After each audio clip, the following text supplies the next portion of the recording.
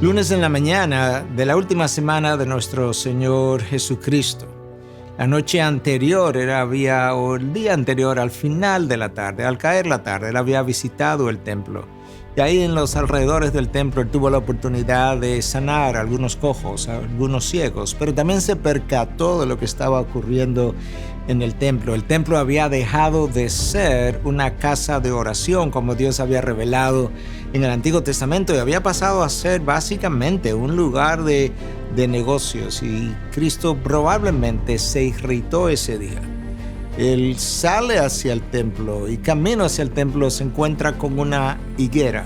Israel siempre fue identificado como una higuera en el Antiguo Testamento, de manera que esto es algo simbólico, pero es algo real. Cristo ve la higuera, la ve que tiene hojas, pero no tiene frutos, no tiene nada de qué comer, no había producido aquello para lo cual ella había sido creada. Y de esa misma forma, entonces, tratando de simbolizar que Israel había sido elegido por Dios como nación sacerdotal, pero no había dado frutos, no había respondido a las revelaciones de Dios por medio de los profetas, y tampoco había recibido aquel que ellos habían recibido como anuncio a través de las voces de los profetas, de los escritos de los profetas. Habiéndole rechazado, él entonces maldice la higuera y la higuera se seca, algo que sorprendió enormemente a sus discípulos.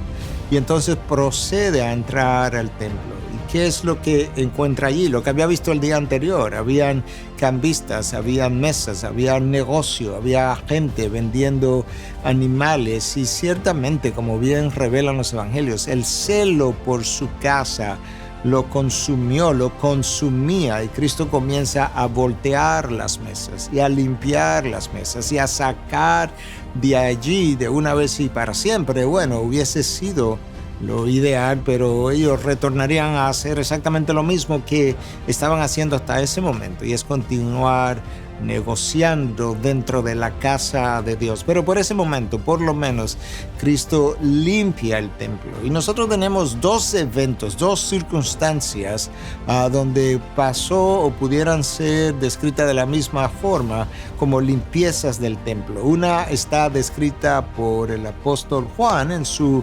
evangelio al comienzo de la vida de Jesús, y ahora al final de la vida de Jesús los evangelios sinópticos nos narran otro evento similar donde Cristo vuelve a limpiar el templo. Es como si la limpieza de la casa de Dios, del templo de Dios, formaran dos portalibros, uno al principio y otro al final de su vida.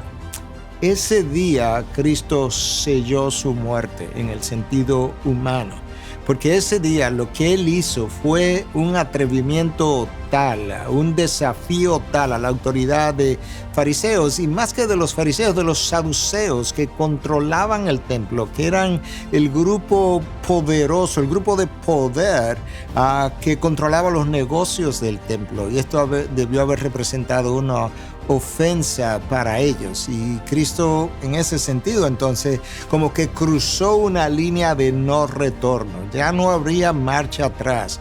Lo que seguiría sin lugar a dudas serían planes para determinar entonces cómo darle muerte a este hombre que se había atrevido no solamente a desafiar el judaísmo de cientos de años, pero a desafiar las autoridades de esta religión judaica que ellos conocían y que habían llegado a manipular.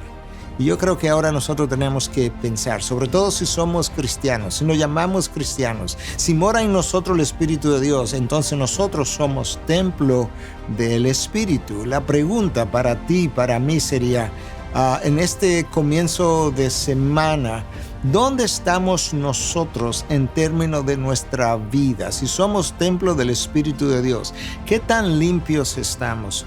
¿O hay necesidad en nosotros de una limpieza también revolucionaria como la que ocurrió aquel día, donde nosotros tengamos que sacar muchas cosas de nosotros, y el Espíritu de Dios que mora en nosotros nos va a ayudar justamente a tumbar esos ídolos, a tumbar esas cosas que no pertenecen en una vida dedicada a lo que es la adoración de nuestro Dios, en una vida dedicada y ofrecida a nuestro Dios en adoración?